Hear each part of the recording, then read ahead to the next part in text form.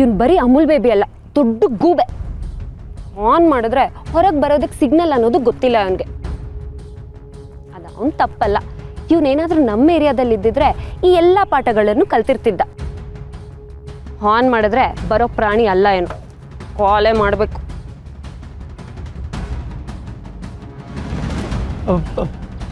ಮನೆಗೆ ಬಂದು ಹೆಮ್ಮಾರಿ ನೋಡಿ ನೀನೇ ಖುಷಿ ಪಡ್ತಿದ್ದೀಯ ಡಾರ್ಲಿಂಗು.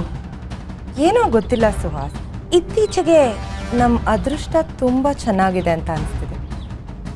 ನಾವು ಯಾರ್ಯಾರನ್ನ ಹಳ್ಳಕ್ಕೆ ಬೀಳಿಸ್ಬೇಕು ಅಂತ ಅನ್ಕೊಂಡ್ವೋ ಅವರಾಗೋರೆ ದೊಡ್ಡ ಕೆಡ್ಡ ತೋಡ್ಕೊಂಡು ಬೀಳ್ತಾ ಇದ್ದಾರೆ. ಅಂದ್ರೆ ಅಲ್ಲಿ ನೋಡು.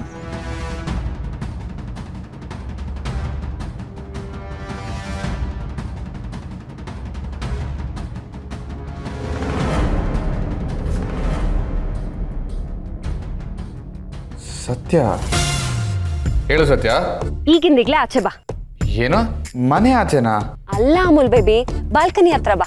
ಯಾಕೆ ಅಂತ ಹೇಳು ಸತ್ಯ. ಮಳೆ ಏನಾದ್ರೂ ಬರ್ತಾ ಇದೆಯಾ? ಕರ್ಮಗುರು, ಬರೀ ಮಳೆ ಅಲ್ಲ, ಗುಡುಗು ಮಿಂಚು ಸಿಡ್ಲು ಎಲ್ಲ ಬಂದಿದೆ.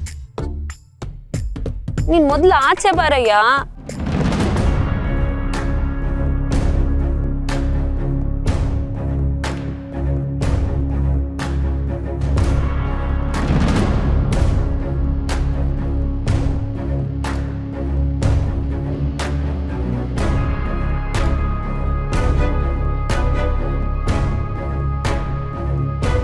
ಇವಳು ಯಾಕೆ ಬಂದ್ಲು?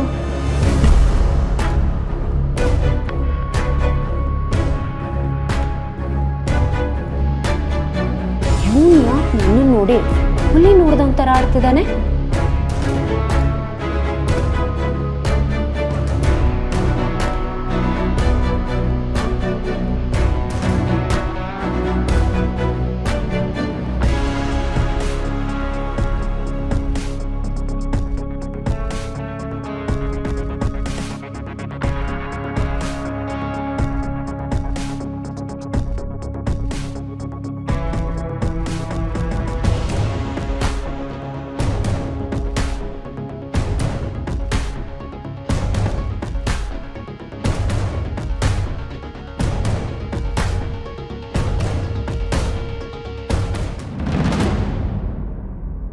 ಇಲ್ಲಿ ಕಾರ್ತಿಕ್ ನಮ್ಮ ಹುಡುಗ, ಅವನು ಒಳ್ಳೆಯವನು ಅಂತ ನಮ್ಗೆಲ್ರಿಗೂ ಗೊತ್ತು.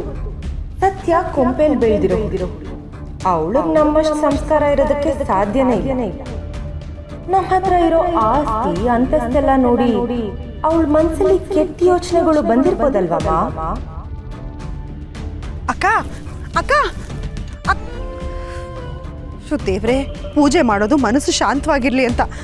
ಆದರೆ ಇಲ್ಲಿ ಪೂಜೆ ಮಾಡಕ್ಕೆ ಬಂದು ಅಕ್ಕನ ಮನಸ್ಸು ಕೆಂಡ ಆಗೋಯ್ತೆ.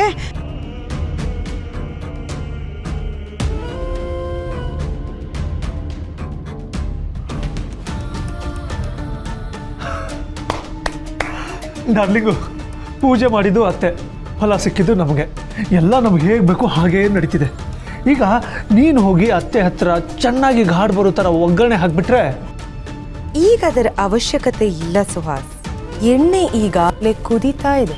ಈಗ ಆ ಕುದಿತಿರೋ ಎಣ್ಣೆಗೆ ಏನೇ ಬಿದ್ದರೂ ಸುಟ್ಟು ಕರಕಲಾಗೋದ್ರಲ್ಲಿ ಅನುಮಾನನೇ ಇಲ್ಲ. ಅಮ್ಮನ ಕೋಪದ ಮುಂದೆ ಎಲ್ಲ ಬೂದಿನೇ. Super darling, super. ಡ್ರಾಮಾ ಈಗ ಶುರು ಆಗುತ್ತೆ.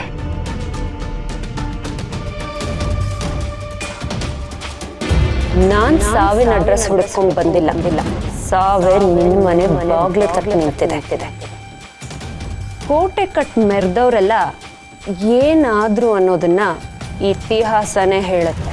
ನಾನು ಹೋದ್ಮೇಲೆ ಡಾಕ್ಟ್ರಿಗೆ ಫೋನ್ ಮಾಡು. ಇನ್ನು 3 ದಿನ ನಿನಗೆ ನಿದ್ದೆ ಬರಲ್ಲ. ಹೆಸರು ನೆನಪಿರ್ಲಿ, ಸತ್ಯ.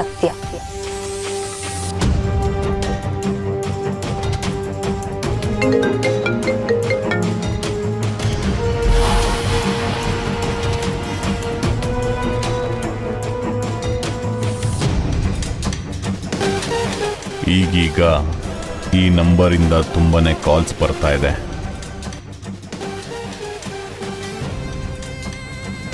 ಫೋನ್ ಮಾಡಲೇಬೇಕಾದಂಥ ಪರಿಸ್ಥಿತಿ ಬಂತು. ನೀವು ಈ ಚಿದಗ್ನಿ ಬಾಯಿಗೆ ಕಟ್ಕೊಟ್ಟಿರೋ ಸಾಮ್ರಾಜ್ಯಕ್ಕೆ ಯಕಶ್ಚಿತ್ತೊಬ್ಳು ಹುಡುಗಿ ಜನರು ಕರ್ಕೊಂಡು ಬಂದು ನನಗೆ ಬೆದರಿಕೆ ಹಾಕಿ ಹೋಗಿದ್ದಾಳೆ. ಹೇಗೆ ಸುಮ್ಮನಿರೋದಕ್ಕಾಗತ್ತೆ? ಇಷ್ಟು ವರ್ಷ ನನ್ನನ್ನು ಎದುರಾಕೊಂಡವ್ರನ್ನ ಹೋಸ್ಕಿ ಹೂತಾಕಿದ್ದೀನಿ. ಯಾರವಳು? ಆ ಗ್ಯಾರೇಜ್ ಕೃಷ್ಣನ್ ಮಗಳು. ಎಷ್ಟೋ ರಾಜಕಾರಣಿಗಳನ್ನ ಬೆಳೆಸಿದ ನನಗೆ ರಾಜಕೀಯದ ಪಾಠ ಹೇಳ್ಕೊಡಕ್ ಬಂದ್ಲು. ಅವಳನ್ನು ಸುಮ್ಮನೆ ಬಿಡಬಾರ್ದು. ನಾನು ಅವಳನ್ನು ಮುಗಿಸ್ಬಿಡ್ತೀನಿ. ಹಾಗಂದ್ರೆ ಸೈಲೆಂಟ್ ಆಗಿರ್ಬೇಕು ಅಂತ ನನಗೂ ಗೊತ್ತು. ಆದರೆ ನಾನು ಸೈಲೆಂಟ್ ಆಗಿದ್ದಷ್ಟು ಅವಳು ವೈಲೆಂಟ್ ಆಗ್ತಿದ್ದಾಳೆ. ಇಷ್ಟಾದ್ಮೇಲೂ ನಾನು ಕೈ ಕಟ್ಕೊಂಡು ಕೂತಿದ್ರೆ ನನ್ನ ಸುತ್ತ ಇರೋ ಜನ ನಾನು ಕೈಲಾಗದೇ ಇರೋಳು ಅನ್ಕೋತಾರೆ. ನಮ್ಮ ಫೀಲ್ಡಲ್ಲಿ ನಾವು ಸೃಷ್ಟಿ ಮಾಡ್ಕೊಂಡಿರೋ ಭಯ, ಆ ಭಯನೇ ನಮ್ಮ ಬಂಡವಾಳ, ಅದೇ ನನ್ನ ಅಸ್ತ್ರ. ಇಷ್ಟೆಲ್ಲ ಮಾಡ್ತಿರೋ ಅವಳನ್ನ ಸುಮ್ಮನೆ ಬಿಡಬೇಕಾ? ಮಾತಾಡ್ತಾ ಇರೋದು ಯಾರ ಹತ್ರ ಅನ್ನೋದನ್ನೇ ಮರಿತಿದ್ಯಾ ಅನ್ಸುತ್ತೆ. ಕ್ಷಮಿಸಿ. ಅವಳು ಬಂದು ಹೋದಾಗಿಂದ ನನ್ನ ರಕ್ತ ಕುದೀತಾ ಇದೆ. ನನ್ನ ಬುದ್ಧಿ ನನ್ನ ಕೈಯಲ್ಲಿಲ್ಲ. ನಾನು ಅವಳನ್ನ ಮುಗಿಸ್ಬಿಡ್ತೀನಿ ದೊಡ್ಡವ್ರೆ. ನೀವು ಅದಕ್ಕೆ ಅವಕಾಶ ಮಾಡಿಕೊಡ್ಬೇಕು. ಅವಳು ಸತ್ರೇನೆ ನನಗೆ ನೆಮ್ಮದಿ. ಹೀಗೆ ಹಿಂದೆ ಮುಂದೆ ಯೋಚನೆ ಮಾಡದೆ ಕೊಲ್ಲೋದನ್ನ ಕೊಲೆ ಅಂತಾರೆ. ಆದರೆ ತೆಗಿಯೋ ಪ್ರಾಣದ ಉಪಯೋಗನೂ ಪಡ್ಕೊಳ್ಳೋ ಯೋಚನೆ ಮಾಡೋದನ್ನ ರಾಜತಂತ್ರ ಅಂತಾರೆ. ಒಂದು ಕೊಲೆ ಆದರೆ ಅದರಿಂದ ನಷ್ಟ ತಪ್ಪುತ್ತೆ ಅಂತ ಯೋಚನೆ ಮಾಡೋ ಬದಲು ಅದರಿಂದ ಲಾಭ ಏನು ಅಂತ ಯೋಚನೆ ಮಾಡೋವನೇ ರಾಜಕೀಯದಲ್ಲಿ ಗೆಲ್ಲೋದಕ್ಕೆ ಸಾಧ್ಯ.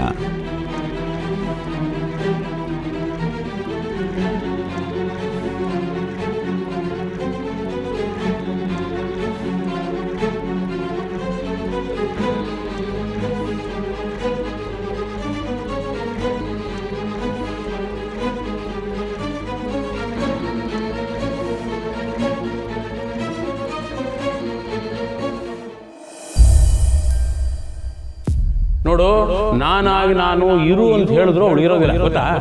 ಆಗ ಇರ್ತಿರ್ಲಿಲ್ಲ, ಆದ್ರೆ ಇವಾಗ ಹೊಂಚಾಗ್ತಾ ಇದ್ದಾಳೆ. ನಮ್ ಕಾರ್ತಿಕ್ ತಲೆ ಕೆಡಿಸಿ ಈ ಮನೆಗೆ ಸೊಸೆಯಾಗಿ ಬರೋ ಕೆಟ್ಟ ಯೋಚನೆ ಮಾಡ್ತಾ ಇದ್ದಾಳೆ. ಅಪ್ಪ, ಚಿಪ್ಸು. ಅದ್ಯಾಕೆ ಇವತ್ತು ನಾನೇ ಚಿಪ್ಸ್ ತರಬೇಕು ಅಂತ ಹೇಳಿದ್ರಂತೆ? ತಪ್ಪೇನು? ತಪ್ಪೇನಿಲ್ಲ, ಯಾವಾಗಲೂ ನಾನೇ ತಂದ್ಕೊಡೋದು. ಅದೇನಿವತ್ತು ಒತ್ತಿ ಹೇಳಿದ್ದು?